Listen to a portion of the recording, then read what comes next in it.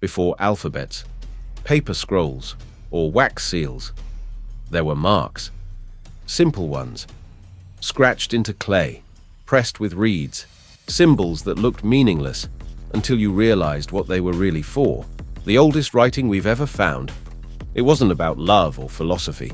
It was a receipt, a record of trade, someone making sure they got paid. This was Sumer, over 5,000 years ago. And these weren't just scribbles. They were contracts, declarations, and eventually, laws. Writing was power, because once something was written, it was permanent. It didn't change, and whoever controlled the records controlled the truth.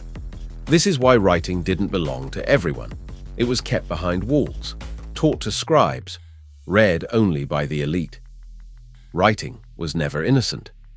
It was built to serve systems, and if you couldn't read it, you were already beneath it. In ancient Egypt, writing wasn't just useful.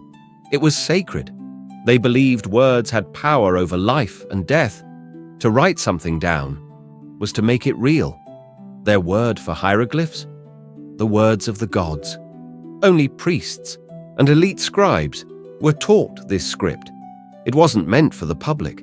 It wasn't even meant to be read out loud. It was meant to be eternal, carved into tombs, painted on temple walls, used to guide pharaohs into the afterlife. If you were rich, your story could be written. If not, you were forgotten.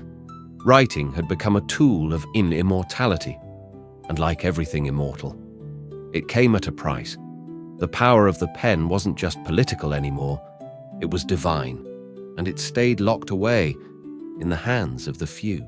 While Egypt made writing divine, China made it a tool of total control.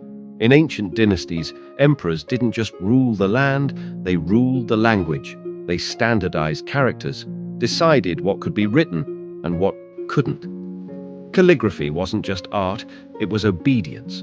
One wrong stroke, one banned word, and your message vanished. Or you did.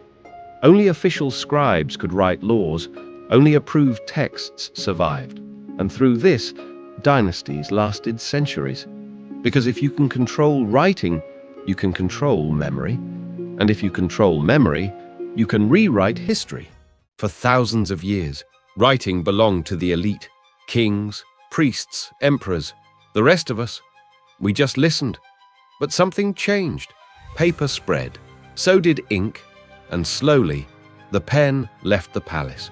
In medieval Europe, scribes copied religious texts by hand, but when the printing press arrived, everything cracked, open. For the first time, common people could read and write back. Revolutions weren't just fought with swords, they were fueled by pamphlets, manifestos, secret letters. Words became weapons, and suddenly, those who had no voice had something even more dangerous, a pen. Once, writing belonged to the rulers. Then, it belonged to the people. Now, we write to remember, to feel, to leave a piece of ourselves behind. Even today, a handwritten note can carry more weight than 1,000 texts, because when someone takes the time to write, it means something. This is just the beginning, because writing didn't stop in clay tablets or scrolls. It evolved. In the next episode, we go deeper into the pen itself, its rise, its revolutions, and the strange journey from feather quills to fountain pens of gold. This is the history of writing. Not just what we wrote, but why we write. You're watching The Pen Insider, and this is the story of how ink changed the world.